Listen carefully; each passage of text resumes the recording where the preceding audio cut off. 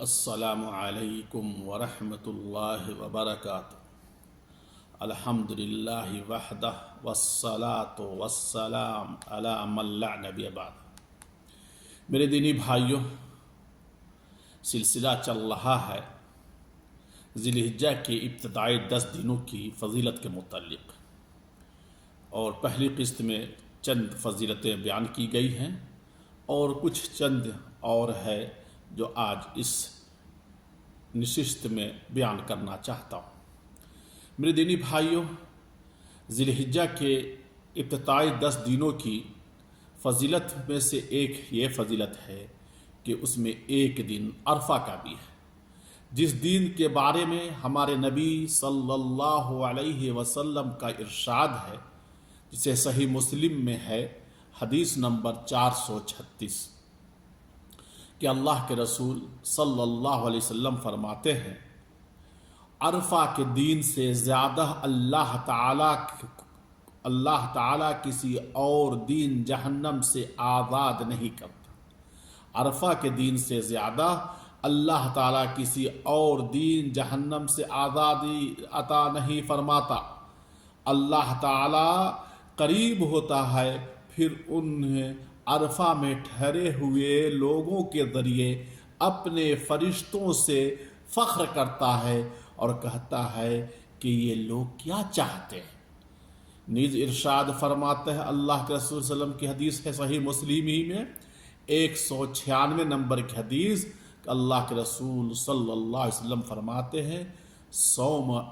یوم عرفہ احتسب علی اللہ ان یکفر السنۃ التی قبلہ والسنۃ التی بعدہ، کہ صرف یوم عرفہ کا روزہ، عرفہ کے دن کے روزے کے متعلق مجھے اللہ وحدہ لا شریک سے قوی امید ہے کہ گزشتہ 1 سال اور آئندہ 1 سال کا کفارہ ہو جائے گا۔ واضح رہے کہ حدیث میں، ان حدیثوں میں سے فضیلت مذکور صرف غیر حاجیوں کے علاوہ ہے۔ روزہ رکھنا حاجیوں کے لیے میدان عرفات میں موجود ہے، اور انہیں صرف رکنا ہے اور انہیں روزہ نہیں رکھنا ہے، بغیر روزے کے عرفات میں رکنا ہے۔ یہ غیر حاجیوں کے لیے ہے۔ حاجیوں کے لیے عرفات میں ٹھہرنا حج کے رکن میں عظیم ہے، کیونکہ نبی صلی اللہ علیہ وسلم کا ارشاد الحج عرفہ، کہ عرفہ ہی حج کا دن ہے، عرفہ کا دن ہی حج ہے۔ یہ ابو داؤد کی 814 اور سنن نسائی کی 203 نمبر کی حدیث ہے۔ نیز اللہ کے رسول صلی اللہ علیہ وسلم کی دوسری حدیث ہے، جو امام مالک رحمۃ اللہ علیہ موطا میں 500 نمبر کی حدیث، اور امام ترمذی نے اپنی ترمذی میں 3509 نمبر کی حدیث میں اس کا ذکر کیا ہے،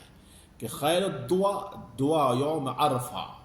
وخیر ما قلت انا والنبیون من قبلی لا الہ الا اللہ وحدہ لا شریک لہ لہ الملک ولہ الحمد وہو علی کل شیء قدیر، کہ عرفہ کے دین کے تمام دعاؤں سے بہتر ہے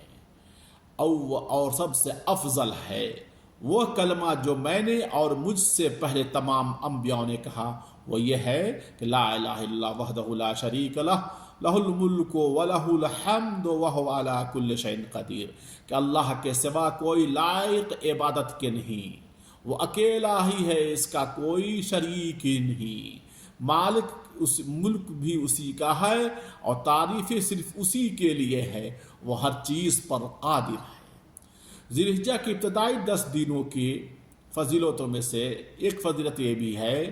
کہ اس دن یوم النحر قربانی کا دن ہے، اس 10 دنوں میں قربانی کا دن ہے، اور اللہ کے رسول صلی اللہ علیہ وسلم کا ارشاد ہے، سنن ابو داؤد میں ہے 1765 نمبر، اور صحیح ابن حبان میں 2811 نمبر کی حدیث ہے، کہ ان اعظم الایام عند اللہ تبارک و تعالی یوم النحر ثم یوم القر، کہ بے شک اللہ کے ہاں تمام دینوں سے عظیم ترین دین یوم النحر قربانی کا دن ہے، اور پھر اس کے بعد والا دن یوم القر۔ یوم النحر وہ دن ہے جس میں حج کے بیشتر اعمال انجام دیے جاتے ہیں، اور اس دن ہے